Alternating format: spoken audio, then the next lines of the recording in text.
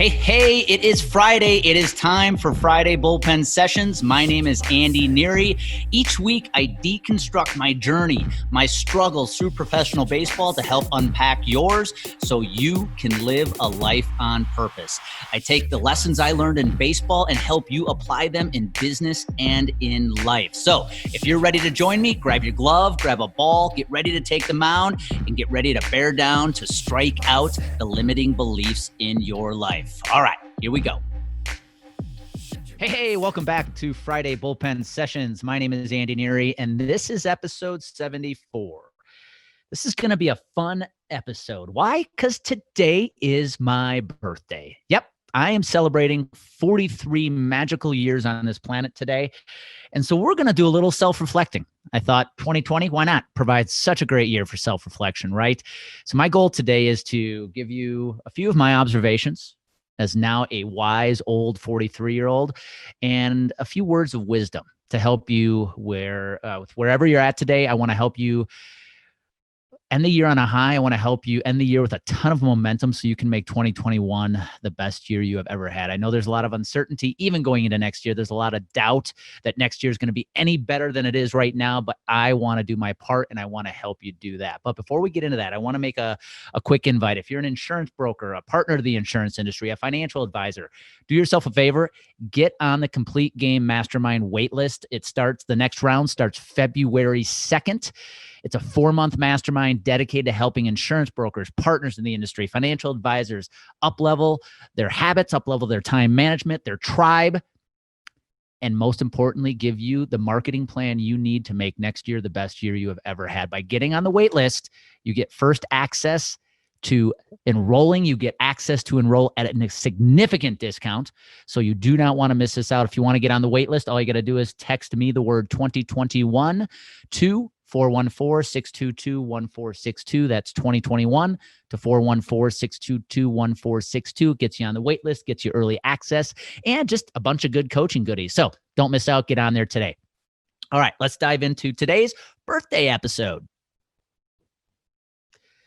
All right. Yes, today is my birthday. It is hard to believe I'm turning 43.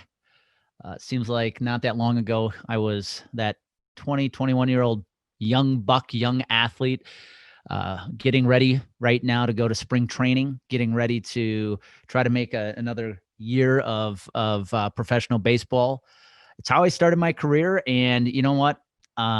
It has been a long, interesting, winding, up and down journey to the 43-year-old I am today. But I will tell you this. Sitting here at 43, I feel like I am in the best shape, best mental state, best position to win that I've ever been. And that's why I wanted to use this episode today being my birthday, to really share some observations I'm making about the world right now. And you might find yourself in this situation. And I want to share some words of wisdom, right? If you're 43 years old, you feel kind of like you're getting older, right? Good news is I'm only, at 43, if you're sitting at 43, hell, if you're at 50, you're only halfway through, right? You think about it. By the time we get to that stage of our sunset years, we're going to be living to be 90, 100 plus years old. So at 43, the good news is I don't know if I've even hit halftime yet, but I do feel like I'm a little wiser. I've learned to use the last, 20 years to really reflect on the mistakes I've made, how I've grown, who I've surrounded myself with, to really feel good right now at age 43, even in a year like 2020, when everything has seemed to go the way we didn't want it to. Everything seems to be unexpected. I really feel good right now. So I want to share some thoughts. And here's how we're going to do it today. For 43, we're going to celebrate the number 43. For the NASCAR fans out there, that's Richard Petty, right? I think. But let's get back to the reality here. So 43, I'm going to share 4 observations that I am seeing right now in everyday life. If you find yourself in these observations, don't judge yourself. Don't get upset. But I am going to ask you to try to make some adjustments between now and the end of the year. And I'm also going to wrap it up by sharing 3 words of wisdom for you. Because again, my goal with this episode, my goal with every Friday bullpen session is to use the lessons I've learned from my life, especially in the world of sports, to help you craft the life, help you craft the business you deserve and you're capable of. And if you're listening in right now, you might be that young athlete who's 21 years old, whose college career is about to end, or you might be that 43-year-old business professional who's sitting there going, man, this year sucked. How do I make next year better? And I want to help you out. Now, based on some of my observations, hell, I might be banned. This might be the last podcast I ever get to do, because if you haven't noticed lately, social media is controlling a lot of opinions right now. They're controlling a lot of thoughts, and it's getting really interesting. In fact, I just noticed some people that I follow very closely on social media are starting to get, in a way, what do they call that? Shadow ban, where their stuff is getting suppressed, almost blacklisted. And all they're doing is trying to help people create a strong mindset. It is absolutely mind-blowing what is going on out there right now. So I thought that I'd use that as a great segue to dive into some of the observations I'm making about what is going on right now. And again, this may describe you, and if it does, it's okay. But this is your chance to make adjustments. Number one, let's get into the first observation I'm seeing right now, and that is you're just not showing up as yourself. And it's understandable. Think about this. We live in a time right now where if you say something, you're wrong. If you don't, you're ignorant. You can't be right. So you best just stay silent. You best just stay in the weeds. You best just mind your own business, right? And I don't disagree with minding your own business, but what this is causing you to do right now is not show up as yourself.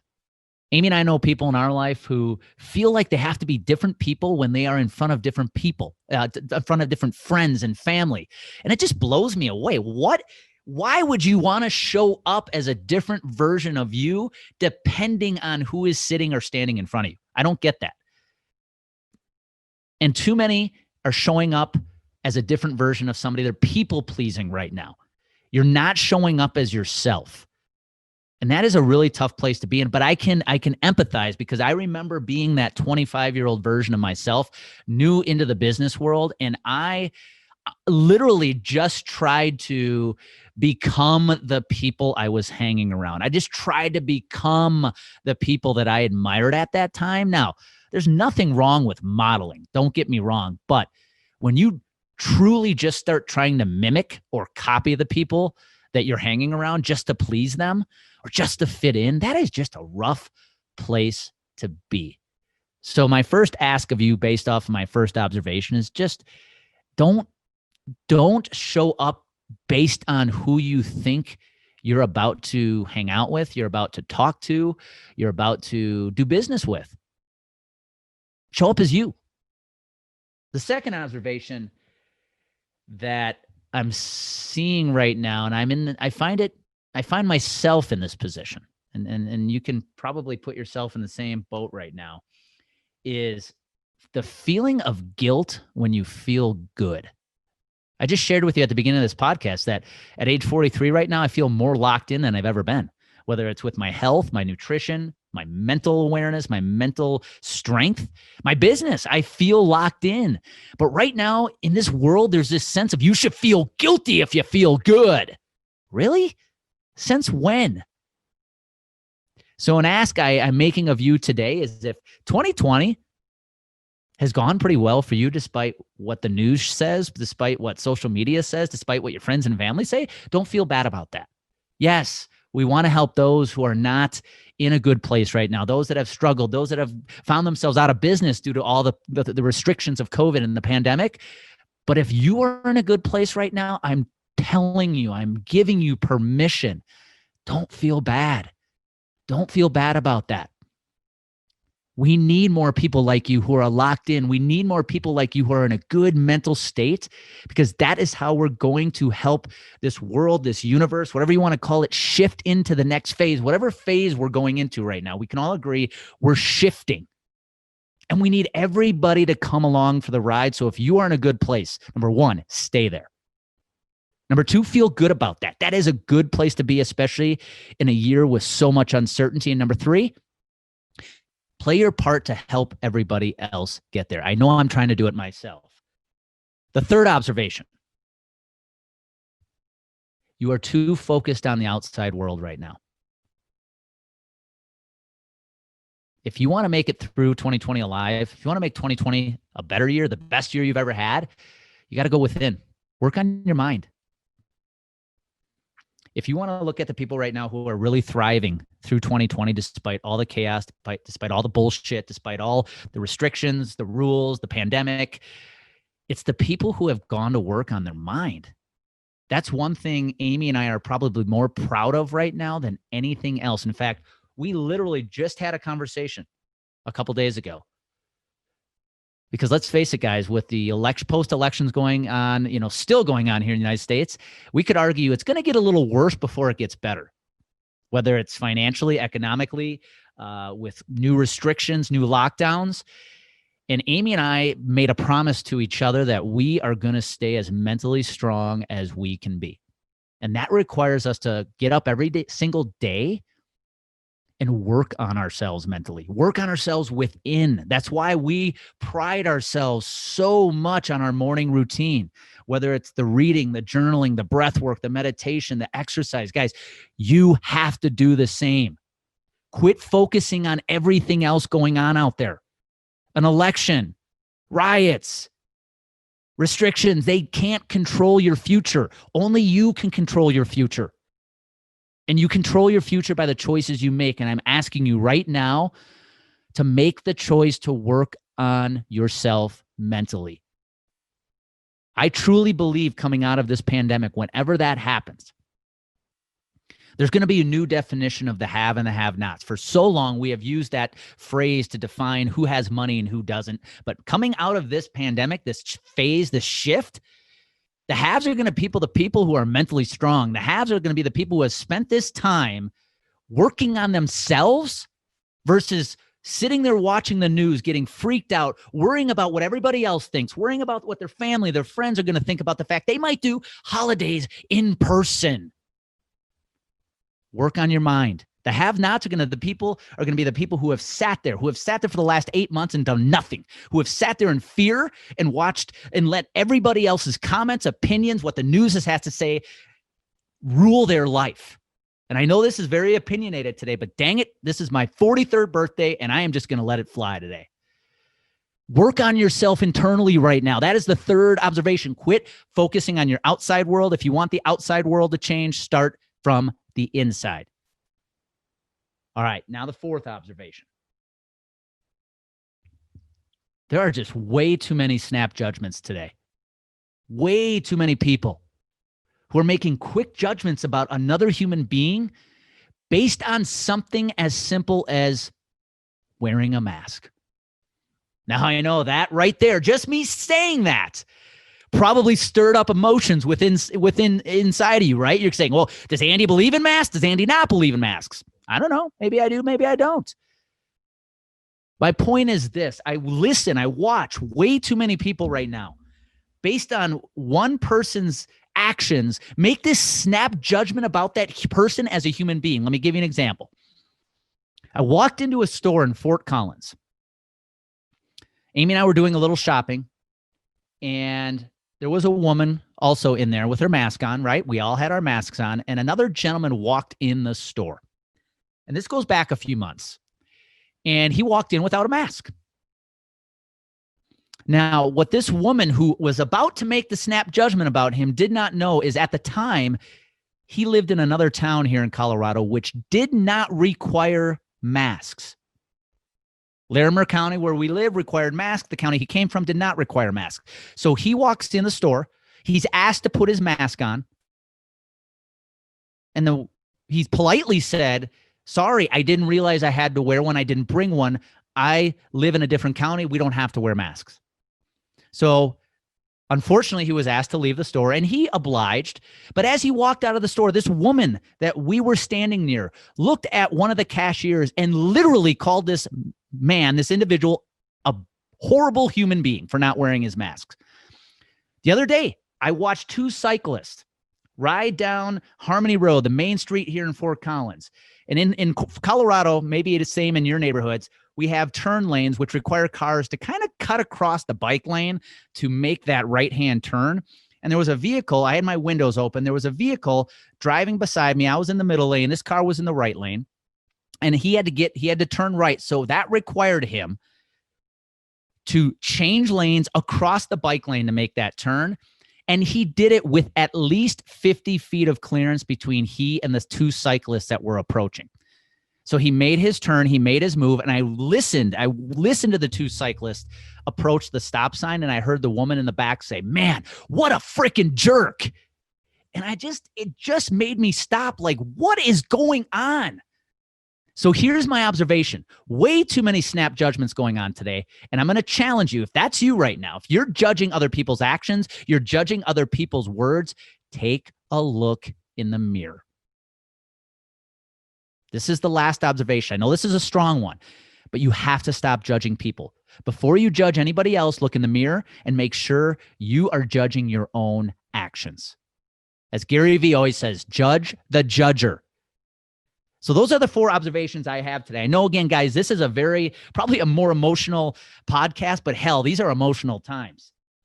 So number 1, observation, start showing up as yourself. Quit trying to be a different person for everybody you are in front of. If it's family, if it's friends, if it's business partners, just be you. Just be consistent with that.